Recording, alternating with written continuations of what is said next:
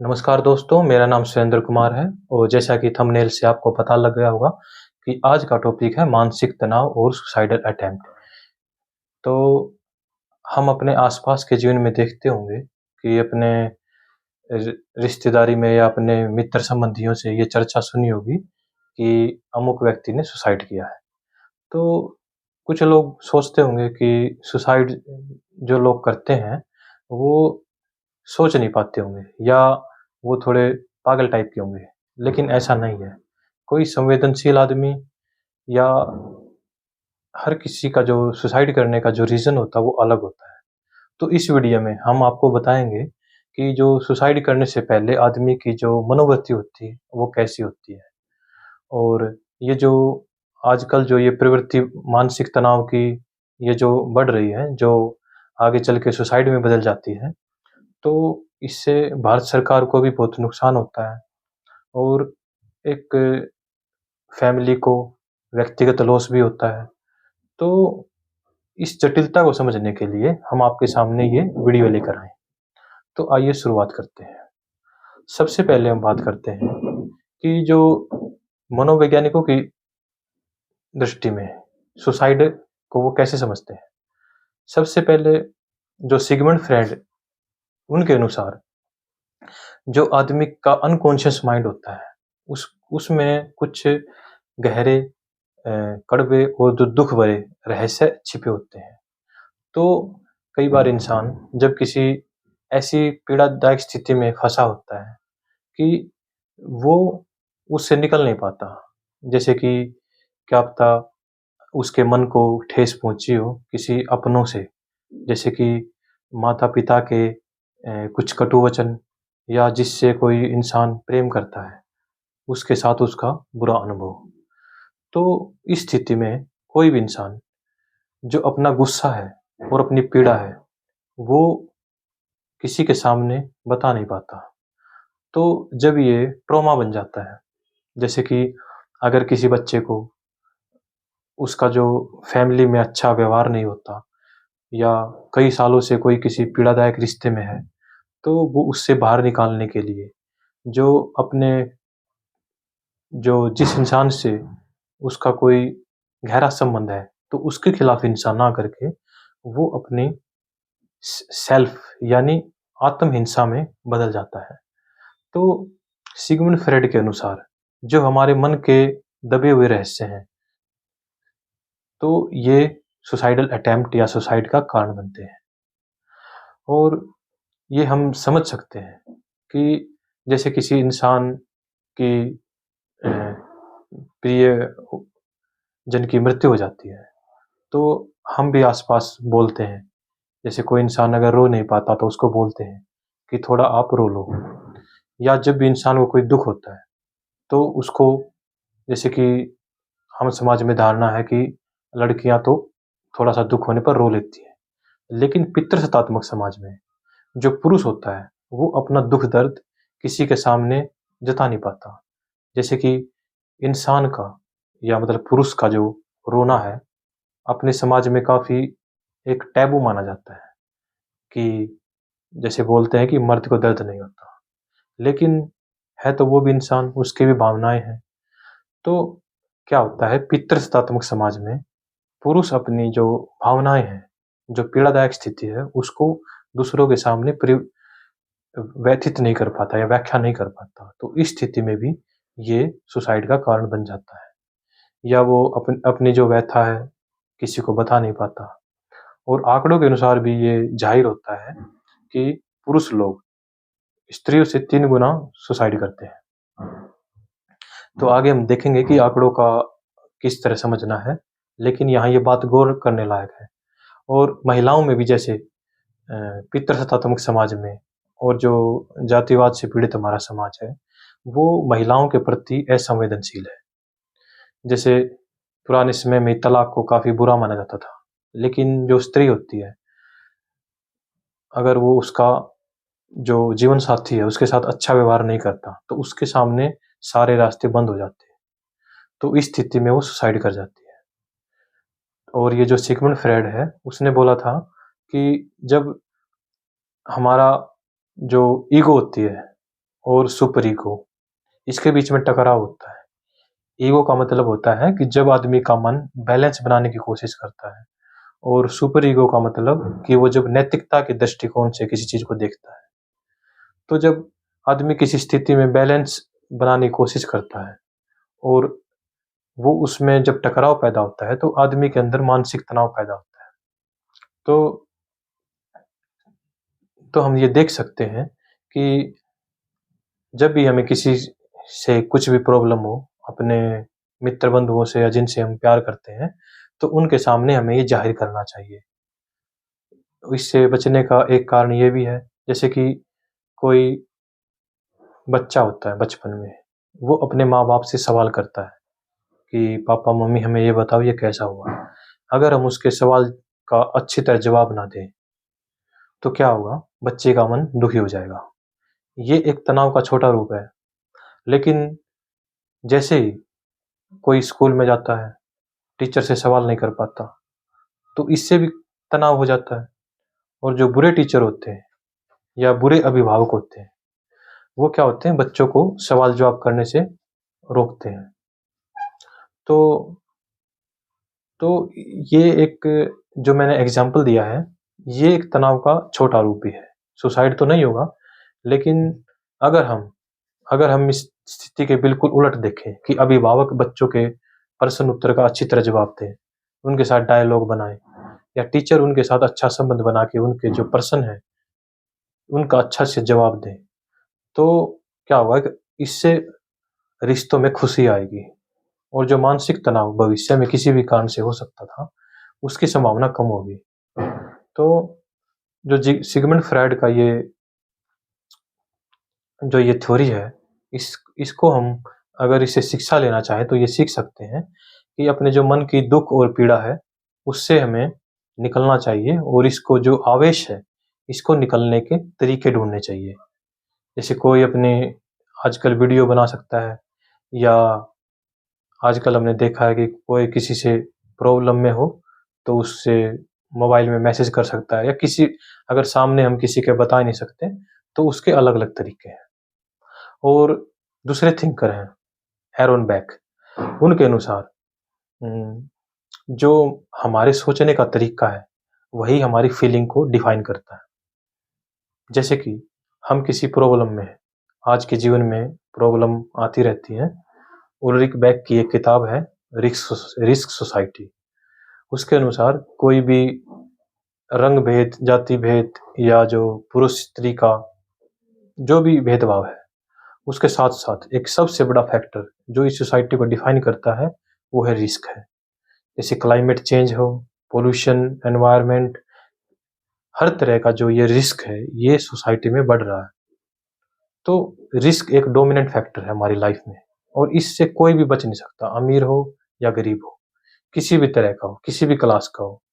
तो हमें जो ये मानसिक तनाव है, ये तो हमें झेलना ही पड़ेगा। लेकिन अगर हमारी सोच पॉजिटिव होगी, तो क्या होगा, इस मानसिक तनाव को हम अपने पॉजिटिव रूप में ले सकते हैं। जैसे कि किसी अपना जो मित्र है जिससे हमें पॉजिटिव वाइब आती है, उसके साथ बैठ सकते हैं, और अगर वो हमारे विचारों को सकारात्मक रूप से, जो हमारी प्रॉब्लम है, उससे बचने का हमें रास्ता दे, या हमें दृढ़ निश्चय करने के लिए प्रेरित करे, तो हमें ऐसे इंसान के या ऐसे मित्र के साथ रहना चाहिए। तो जो एरोन बेक का जो ये है कि जैसे किसी आदमी की विकृत सोच हो जाए, मतलब सोचन जैसे कि कॉफ़ी कैफ़े डे के मालिक थे, या कोई अमीर आदमी या सेलिब्रिटी सुसाइड करता है, तो हम ये नहीं सोच सकते कि वो पागल था, मूर्ख था, या उसने मरने से पहले कुछ सोचा नहीं होगा। सोचते तो होंगे, और ज़रूर सोचा होगा। कोई लाइफ़ में इतना बड़ा डिसीज़न लेता है, तो ऐसी बात नहीं है कि वो सोचता नहीं है।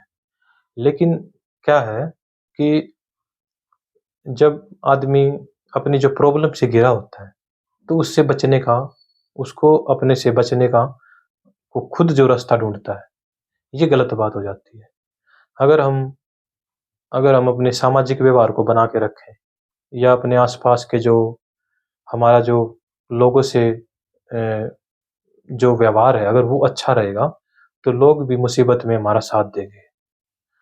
तो ये जो जैसे कि कोई मान लो कि एक थिंकर थे, उन्होंने बोला था कि जो ज्यूस का जेनोसाइड हुआ था हिटलर के समय में, तो उस समय बहुत सारे लोगों ने अपने माँ-बाप को खो दिया, अपने भाई-बहनों सबको खो दिया, लेकिन फिर भी उनके अंदर जीने की इच्छा थी।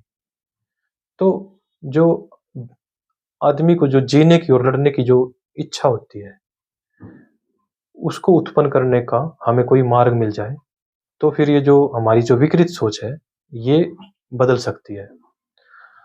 और जो थॉमस जॉइनर नाम के साइकोलॉजिस्ट थे, उनके अनुसार जो इंसान है, वो एक सामाजिक प्राणी है। वो हमेशा सामाजिक रिश्तों में ही बंध कर जी सकता है। जैसे कई बार अगर मानसिक दशा उसकी ऐसी हो जाए कि वो खुद ही सोच ले कि मैं किसी के लायक नहीं हूँ और मेरा कोई नहीं है, तो हम ये नहीं बोल सकते कि वो आदमी जो दूसरों के बारे में सोच रहा है कि मैं किसी के ऊपर बोझ हूँ, तो उस इंसान को हम ये नहीं सोच सकते कि वो सोच नहीं रहा। उसने सोचा, लेकिन अपने से ज़्यादा दूसरों का सोचा। तो जब हम किसी से अपना जो ट्रस्ट वगैरह है, वो किसी बिना सोचे विचार के या नासमझी में किसी से दिल लगा लेते हैं, या जो हमारे जो कई बार पेरेंट्स वगैरह भी अ, ऐसा बोल देते हैं, जैसे कोई आजकल जो बेरोज़गारी की समस्या भारत में ज़्यादा है, और बेरोज़गारी ही क्यों, जैसे कि फार्मर सुसाइड के केसेस भी बहुत ज़्यादा हैं, और स्टूडेंट के जो कोटा वगैरह में न्यूज़ आती रहती है कि सुसाइड किया है। तो जो हमारा जो जो थॉमस जॉइनर ने बोला है कि कई बार आदमी संघर्ष में अकेला होता है, तो अगर इस संघर्ष में उसको कोई अच्छा मेंटर मिल जाए या उसके अच्छे मित्र हों, तो उसका अकेलापन दूर हो सकता है। इस अकेलेपन में हम किसी बुरे आदमी से भी अपना लगाव कर सकते हैं, जब अकेले होते हैं। तो हमें ये देखना होगा कि जो हम ये जो स्टेप उठा रहे हैं, ये हम सामाजिक प्राणी का मतलब ये नहीं होता कि हम एक इंसान के ऊपर पूरा भरोसा करें। हम अपना व्यवहार ऐसा बनाएँ, जैसे कि सुबह मॉर्निंग वॉक पे गए, तो होकर से मुस्कुरा के बात कर लिए, या मार्केट में गए, तो चाय वाले से मुस्कुरा के बात कर लिए। तो इंसान अकेला होकर भी जो उसके सामने कोई भी आता है, अगर उससे हँस के बात करे, क्योंकि हँसी एक ऐसा माध्यम है, जिसमें हम अगर हँसने की एक्टिंग भी करें, तो हम खुश रह सकते हैं, और अगर खुश रहेंगे, तो हमारा जो मानसिक तनाव है, वो अच्छा रहेगा। और ये बातें सुनने में आपको नॉर्मल लगती होंगी, लेकिन काफ़ी समझदार इंसान भी ऐसे-ऐसे कदम उठा लेता है। तो जो ये सामाजिक प्राणी वाला कांसेप्ट है कि इंसान की सोच कितनी भी अच्छी हो, कितना भी वो ज्ञानवान हो, अगर सामाजिक रिश्तों में उसने अहमियत नहीं दी, या वो खुद ही गिल्ट की फीलिंग में आ गया, कि जैसे कि उसने किसी के साथ अपने जो अच्छे मित्र के साथ धोखा दे दिया, तो वो ये जो अपना भावनाएँ हैं, वो किसी के जो हिंसा है, अगर कोई हमारे ऊपर गुस्सा हो, तो हम उसको बता सकते हैं, लेकिन अगर हमने खुद गिल्ट की फीलिंग में आ जाते हैं, तो क्या होगा कि इससे बाहर निकलना काफ़ी मुश्किल होगा। तो हमें जो ये जो सामाजिक प्राणी वाला कांसेप्ट है, ये हमें माइंड में रखना चाहिए। और एक जो थिंकर थे, वो जो विक्टर फ्रैंकल थे, मनोवैज्ञानिक, उनका कहना था कि इस लाइफ में पीड़ाएँ, कठिनाई और समस्याएँ, ये इतनी बड़ी समस्या नहीं है। समस्या तब शुरू होती है जब हम कोई सवाल पूछना बंद कर देते हैं। जैसे कि कुछ लोग किसी स्थिति में सुसाइड कर जाते हैं, और कुछ लोग उससे भी बुरी स्थिति में सुसाइड नहीं कर पाते। सुसाइड नहीं करते, और सॉरी, तो सुसाइड नहीं करते। तो आज का जो जीवन है, उपभोक्तावाद और सोशल मीडिया का, इसमें हम दिखावा ज़्यादा करते हैं, और जो आदमी का पर्पज़ होता है लाइफ़ का, हर किसी इंसान का पर्पज़ अलग हो सकता है, लेकिन जो मेन पर्पज़ है लाइफ़ में खुश रहने का, या जो हमारे पुराने संस्कृति के मूल्य थे कि हम दिखावा ना करें, उपभोक्तावाद से बच के रहें। और जब भी आदमी कोई दिखावा करता है या अपनी जो पब्लिक इमेज ऐसी बना लेता है कि उसके बाद वो अपने जो दुःख हैं, जो मानवीय संवेदनाएँ हैं, वो किसी के सामने व्यक्त करने से डरता है। क्योंकि उसने अपना आस-पास इतना आडंबर कर लिया है कि सोशल मीडिया से या जैसे कि सेलिब्रिटी वगैरह भी ऐसे कदम उठा लेते हैं, तो वो जो झूठी ज़िंदगी जीते हैं, वो जब आदमी अकेला होता है, शाम को अपने घर लौटता है, तो उसको तो पता है कि उसके जो अंदरूनी तौर पे जो उसका मन में युद्ध क्षेत्र बना हुआ है, उसको वो कैसे दूर करेगा। तो जो विक्टर फ्रैंकल ने कहा है कि हमें इंसान के सामने अगर कोई उसका उसका कोई बुरी से बुरी सिचुएशन है, जैसे कि उसका अगर कोई सिगमंड फ्रॉइड की माने तो अगर उसके मन में कितना भी अंतर्द्वंद है या कितनी भी उसके सामने पीड़ा है या वो सामाजिक प्राणी भी मतलब उसके जो सामाजिक रिश्ते भी काफ़ी कम हो गए हैं, फिर भी अगर उसकी लाइफ़ का कोई पर्पस है और हम जैस हम सबका कोई पर्पस होना चाहिए, जैसे कि कोई स्पिरिचुअलिटी में विश्वास करता है, तो और दूसरा कोई जैसे कि मानव समाज की भलाई के लिए काम करता है, जैसे मदर टेरेसा थी या कोई भी अगर महापुरुष के हम विचारों से सीखें, तो वो अपने लिए नहीं जिए थे, वो समाज के लिए जिए थे। तो हमारे अंदर भी अगर उनका कोई अंश है, तो फिर ये जो सुसाइड की जो या और ये मानसिक दुःख की बातें हैं, ये हमें छुएँगी भी नहीं, हम इनसे बाहर निकल जाएँगे। तो ये हमने जो मनोवैज्ञानिकों के दृष्टिकोण से बताया कि कोई आदमी सुसाइड के बारे में सोचता है तो उसकी क्या-क्या प्रॉब्लम उसके सामने आती हैं। और ये जो सुसाइड की प्रॉब्लम है, ये बहुत ज़्यादा है और अगर ग्लोबली तौर पर देखा जाए तो हर साल कम से कम 8 लाख लोग सुसाइड करते हैं और उनमें से लगभग 1 लाख लोग हर साल भारत में सुसाइड करते हैं।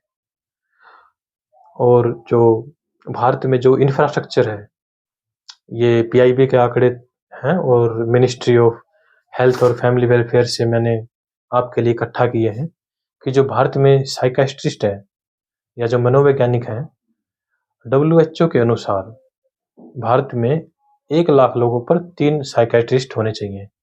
लेकिन अगर इंडिया में उनका रेशियो देखा जाए तो 0.75 है। मतलब कि 4-5 गुना मनोवैज्ञानिक हमारे पास होने चाहिए। तो हमारे सामने ये काफ़ी प्रॉब्लम है और जो कुछ लोग इसको टैबू भी मानते हैं, जैसे कि वो अपनी जो प्रॉब्लम है उसको बता नहीं पाते। तो इससे भारत सरकार को 2012 से 2030 के समय के बीच में लगभग 1 ट्रिलियन यूएस डॉलर का लॉस हुआ है। जो ये मानसिक तनाव और जो सुसाइडल अटेम्प्ट को रोकने की और जो रोकथाम की विभिन्न योजनाएँ हैं, तो इससे कम से कम 10-12 साल में 1 ट्रिलियन यूएस डॉलर का नुकसान हुआ है। 1 ट्रिलियन में 1 लाख करोड़ होता है और 1 ट्रिलियन यूएस डॉलर में 80 लाख करोड़ के लगभग लॉस हुआ है हमें। तो ये काफ़ी बड़ी रकम है। भारत में जो शिक्षा का बजट है, इस साल में कम से कम 1.5 लाख करोड़ का है। तो अगर 80 लाख करोड़ हमारे खर्च हो रहे हैं, तो हमारा भी उद्देश्य बनता है कि हम अपनी जो कम्युनिटी लाइफ है और जो भारत का कॉन्स्टिट्यूशन है उसमें आर्टिकल 51 ए एच है, जिसमें हम मानवतावाद को बढ़ावा देना चाहिए और जो वैज्ञानिक दृष्टिकोण है, उसको बढ़ावा देने की जो हमें ड्यूटी है संविधान के अनुसार, उसका हम सबको पालन करना चाहिए। तो ये जो वीडियो बनाने का उद्देश्य ये नहीं है कि जो आपको ये जानकारी मिले, आपको अपने तक सीमित करनी है। आपको अपने आस-पास में कोई भी आदमी या आपका कोई मित्र है, सबसे पहले तो ये है कि आपको खुश रहना है और हँसना है और कहीं भी जाएँ तो खुशियाँ बिखेरें और अपना व्यवहार ऐसा बनाएँ कि किसी को दुःख ना दें। लेकिन फिर भी अगर कोई आपका दोस्त या आपके जानने वाला मानसिक तनाव के लक्षणों में हो, तो आप उसकी समस्या सुनें क्योंकि जब आत्महत्या में एक आदमी खामोश नहीं होता, ये पूरे समाज की खामोशी भी दर्शाता है।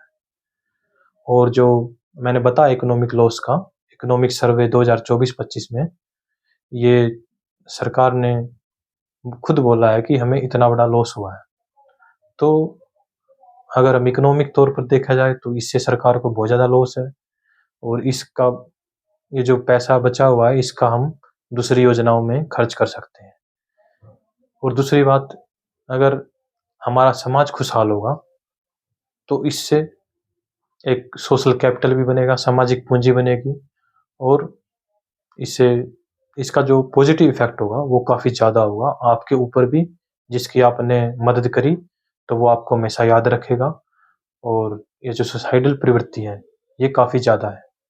पीआईबी के आंकड़ों के अनुसार 1 लाख लोगों पर कम से कम 21 लोग सुसाइड करते हैं। और जो एडल्ट है उसमें तो कम से कम भारत में जो एडल्ट हैं उनके जो 10.5% रेशियो ऐसा है एडल्ट का जो सुसाइडल अटेम्प्ट की बारे में सोचते हैं या सुसाइड करते हैं। कम से कम जो 15 से जो 30 साल की उम्र के लोग हैं वो कम से कम 15% ऐसे हैं भारत में युवाओं में जो सुसाइडल अटेम्प्ट के बारे में सोचते हैं। तो जब कोई एक आदमी सुसाइडल अटेम्प्ट के बारे में सोचता है तो उससे कम से कम 20 गुना लोग मानसिक तनाव में रहते होंगे। जरूरी नहीं कि हर मानसिक तनाव वाला आदमी सुसाइड ही करे, वो भी सोचता है कि वो सुसाइड के चक्कर से बाहर निकले, मतलब मानसिक तनाव से दूर हो।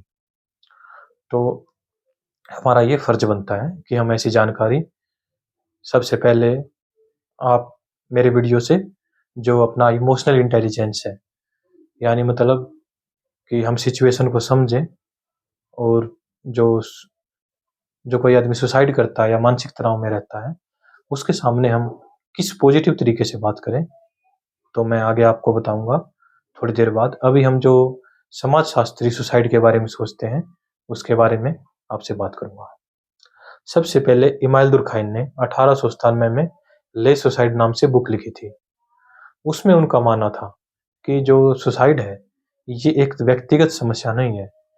ये जब कोई व्यक्ति और समाज के बीच में रिश्तों में जब अगर उनके जो रिश्ते अच्छे नहीं होते, जैसे कि कई समाजों में व्यक्ति समाज से काफ़ी जुड़ा होता है, जैसे कि अगर प्राचीन समय में देखा जाए तो व्यक्ति हमेशा समाज से जुड़ा हुआ था, और जो उसके जो पब्लिक लाइफ होती है वो समाज के जो कल्चर है उसके साथ जुड़ी हुई थी, तो वो अपने आप को अकेला महसूस नहीं करता था।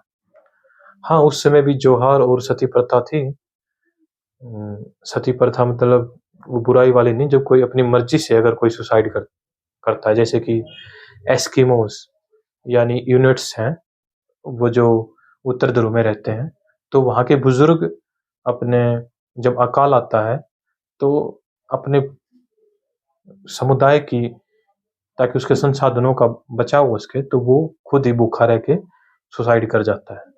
और घाना में भी एक अशांति सोसाइटी है, वहाँ पर भी ऐसा होता है कि जब राजा मरता था पहले, तो उसके जो वफादार सैनिक हैं वो उसके साथ ही सुसाइड करते थे जब उसकी मृत्यु हो जाती थी। तो सुसाइड में जो पुराने समय में सुसाइड करते थे वो अब काफ़ी कम हो चुका है। लेकिन जब भी इंसान अगर समाज से ज़्यादा जुड़ाव महसूस करे या समाज को अपने ऊपर हावी होने दे, तो उस स्थिति में भी वो मरने के लिए तैयार होता है।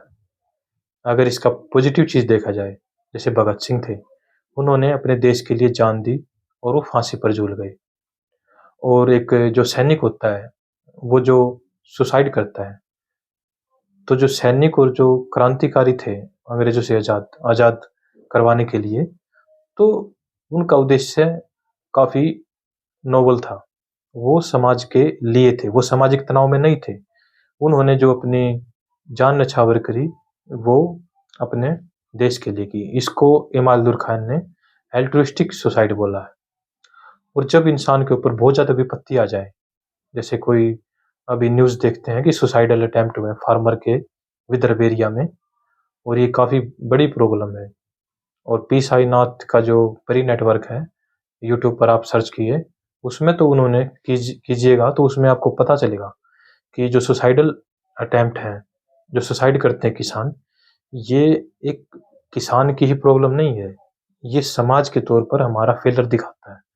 समाज और सभ्यता के तौर पर हमारा बहुत बड़ा फेलियर है कि जो किसान जो अन्न उगाते हैं वो सुसाइड कर रहे हैं।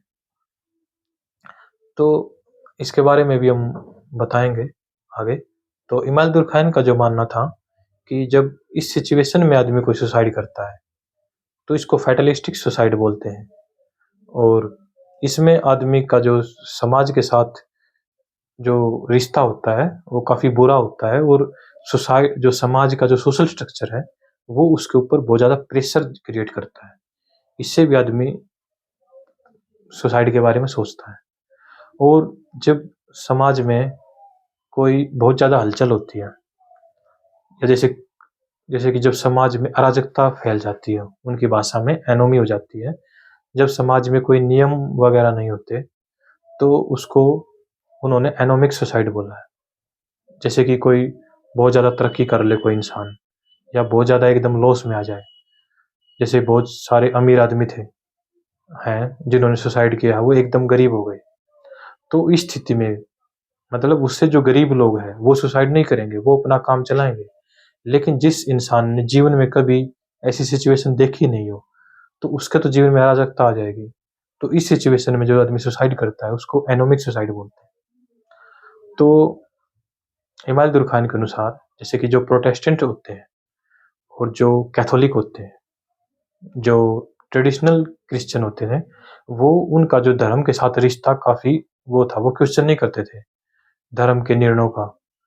तो इससे वो समाज में जुड़ाव महसूस करते थे। उनका जो मेंटल सेटअप था, वो क्वेश्चन करने वाला नहीं था। लेकिन जो प्रोटेस्टेंट होते हैं, वो धर्म के बारे में क्वेश्चन करते हैं और धर्म सुधार के लिए उन्होंने इतने अच्छे काम किए हैं। तो प्रोटेस्टेंट में सुसाइड ज़्यादा देखा गया। और और जैसे कि कई आदमी अगर देखा जाए तो, जैसे कि हमने बताया कि जो सैनिक सुसाइड करता है, या कोई भी जो जो आज की इंडस्ट्रियल सोसाइटी है, उसमें भी उसमें भी आदमी काफ़ी अराजकता के रूप में जीता है, क्योंकि वो समाज से, परिवार से बिल्कुल कट जाता है। अपने जो परिवार है या अपने जो संस्कृति से कट जाता है। और वैसे भी जो पूंजीवाद है, वो व्यक्तिगत स्वतंत्रता को ज़्यादा बल देता है। अगर कहने के लिए देखा जाए तो हर आदमी स्वतंत्र है, लेकिन वो अपनी जड़ों से पूरा कट गया है। तो इस भाग-दौड़ भरी ज़िंदगी में, तो जब आदमी समाज से या परिवार से कट जाता है और उसके सामने कोई कोई जीवन का उसके सामने अगर कोई पर्पज़ भी नहीं हो, अगर वो बचपन से उपभोक्तावाद के चंगुल में और जो फेक प्रोपेगेंडा है कैपिटलिस्ट का, उसके चंगुल में फँस जाता है, तो फिर उसका मन है, वो दूसरों को दिखाने में खुश रहता है कि दूसरों के सामने मैं कैसा हूँ। तो इस स्थिति में वो सुसाइड कर पाता है। एक दूसरे थिंकर हैं जेडी डगलस। उन्होंने इमाम दुरकैन की आलोचना करी है कि जब भी आदमी कोई सुसाइड करता है, तो उसका हमें सामाजिक मीनिंग देखना चाहिए।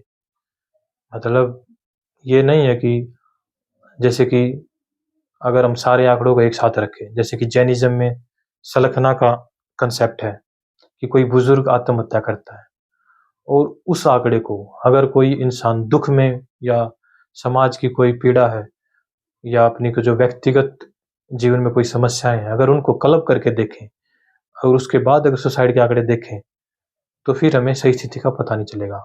हमें कोई भी एक सुसाइड होता है या सुसाइडल अटेम्प्ट होती है, तो उसकी मीनिंग देखने की कोशिश करनी चाहिए। और सुसाइड जैसे कि आपको मैंने बताया अभी कि एस्किमोज में या इनुइट्स में, और जो अशांति सोसाइटी में सुसाइड होता है, वो अलग-अलग कारण से होता है। तो हमें उसका जो सामाजिक मीनिंग है, वो देखना चाहिए।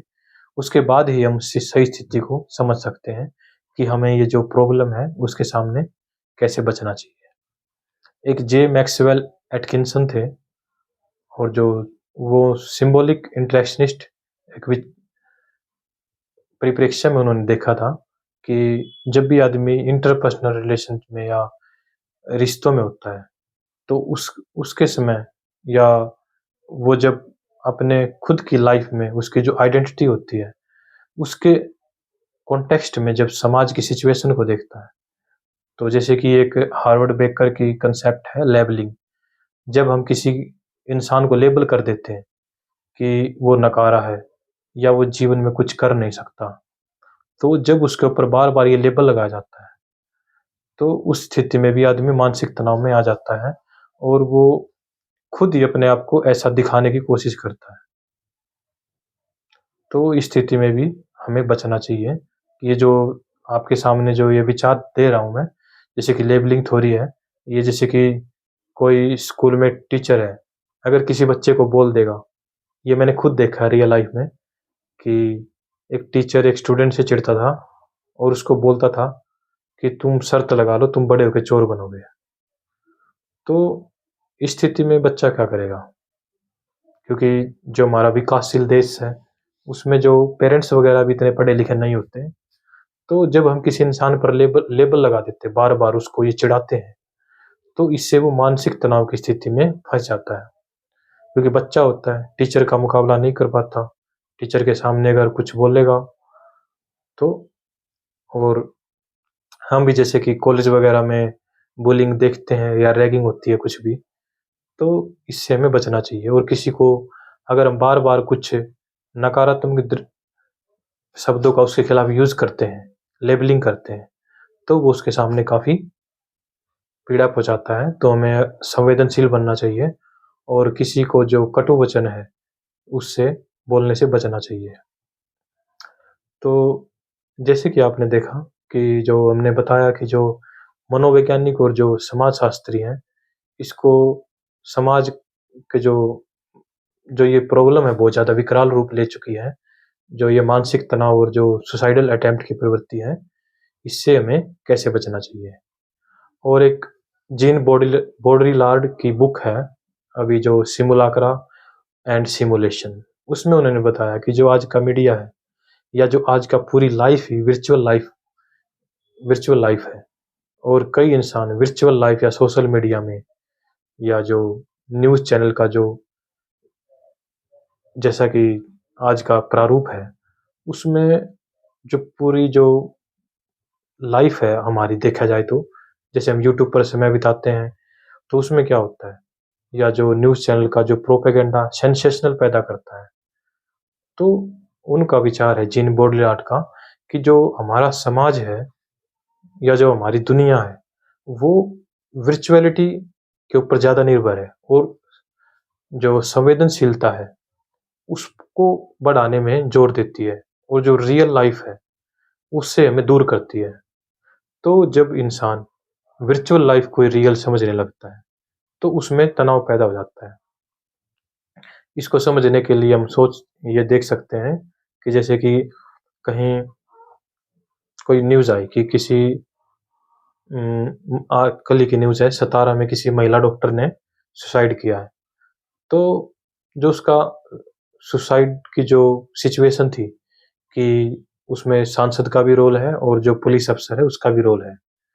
तो हम उसकी जो रियल सॉल्यूशन है, उसकी तरफ कम ध्यान देते हैं और जो सेंसेशन है कि महिला डॉक्टर ने कहाँ सुसाइड किया, इसमें कौन-सी पॉलिटिकल पार्टी थी, कौन-सा लीडर था और जो उसका मेन ढाँचा है कि हमें पुलिस रिफ़ॉर्म करना चाहिए और जो सोशल मीडिया सेंसेशनल फैलाती है, उस पर हमें कंट्रोल करना चाहिए और जो रियल प्रॉब्लम है किसी केस की, उसको 6 महीने बाद उसका सॉल्यूशन क्या होगा।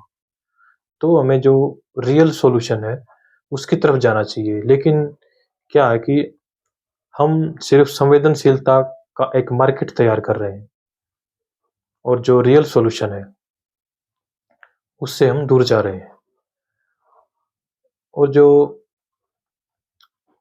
ये जो आपके सामने जो मैंने वीडियो पेश किया, इसका यही उद्देश्य था कि जो ये जो मानसिक तनाव है, इसकी जो समस्याएँ हैं, ये आप और हम सब मिलके दूर कर सकते हैं।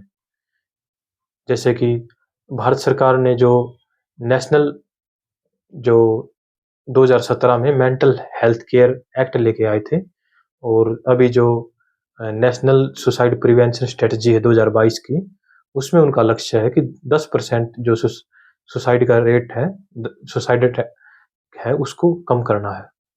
और सरकार की जो आयुष्मान भारत स्कीम है, अभी तो जो प्राइमरी हेल्थ केयर लेवल पर ही जो सरकार है, जो मनोवैज्ञानिक है और जो साइकियाट्रिस्ट है, उसको उसको डिस्ट्रिक्ट लेवल पर और जो primary health care centre level पर ही उपलब्ध कराने की कोशिश कर रही है। और मिनिस्ट्री ऑफ एजुकेशन का जो मनोदर्पण एक स्कीम है, उसमें जो स्कूल का सिलेबस है और जो बहुत सारे जो क्यूरिकुलम है और जो एक्टिविटी वगैरह हैं, वो स्कूल कॉलेज में की जाती है मनोदर्पण से। और टेलीमानस ऐप है, जो भारत सरकार का है, उसमें कोई भी इंसान अगर इस प्रॉब्लम से पीड़ित है, तो वो टोल फ्री नंबर पर कॉल कर सकता है। और अभी जो ऐप लॉन्च हुआ 2024 में ही, उसमें वो वीडियो कॉल की भी सुविधा देते हैं। तो सरकार अपने स्तर पर लड़ रही है। और जो 2018 का जो पर्सन विद डिसेबिलिटी एक्ट आया है, उसमें भी जो काफ़ी उनके लिए किया गया है, जो डिसेबल्ड लोग होते हैं, जो फिजिकली चैलेंज होते हैं, और जो ये सुसाइडल अटेम्प्ट को पहले क्राइम माना जाता था, तो भारतीय न्याय संहिता में उसको क्रिमिनल एक्टिविटी ना मान के उसकी जो केयर है, उसका राइट दिया गया है, जो जो मेंटल हेल्थ पॉलिसी है उसके अनुसार। तो सरकार अपने तरीके से काम कर रही है।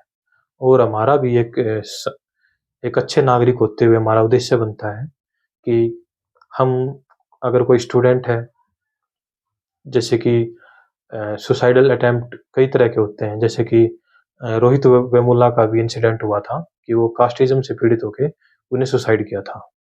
और कई सुसाइडों को, जैसे कि अभी हरियाणा में जो आईपीएस पूरन सिंह का जो केस है, पुलिस में था जो, तो उस अटेम्प्ट की हम सेंसेशन के पीछे चले जाते हैं। जो जे जे मैक्स एटकिंसन का जो विचार है कि हमें, जब भी कोई सुसाइड का कोई केस आता है, हमें नहीं पता कि उसने सुसाइड किया या नहीं किया, लेकिन जो आपके जो समाज के जो लोग होते हैं, वो उसको सुसाइड घोषित कर देते हैं।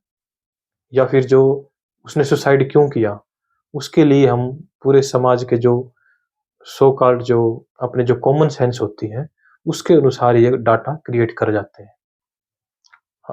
तो जैसे कि कोई सुसाइड हुआ, जैसे कि किसी का डाइवोर्स हुआ और उसका तुरंत बाद कोई एक्सीडेंट हो गया, मतलब वो सुसाइड करना नहीं चाहता था, लेकिन अगर उसने उसकी मौत हो गई, तो हम कहेंगे कि उसने सुसाइड कर ली, वो अपने डाइवोर्स से दुखी था। तो हर चीज़ में सेंसेशन ढूँढने से पहले हमें ये सोचना चाहिए कि जो उसका सोशल मीनिंग है, वो, या जो उसकी पास्ट लाइफ है, सिर्फ़ उसको ही ना देख के, जो उसकी जो रियल सिचुएशन है, उसको समझने का एक्स्ट्रा प्रयास करें।